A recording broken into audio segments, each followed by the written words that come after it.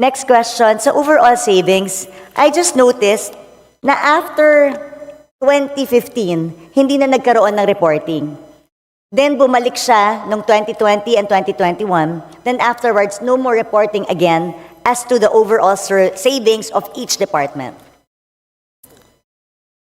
Madam Speaker, may we ask for a 1-minute suspension? Session suspended. Madam Speaker. Session resumed. Please proceed. Madam Speaker, Your Honor, as you know, the meaning of savings is now different.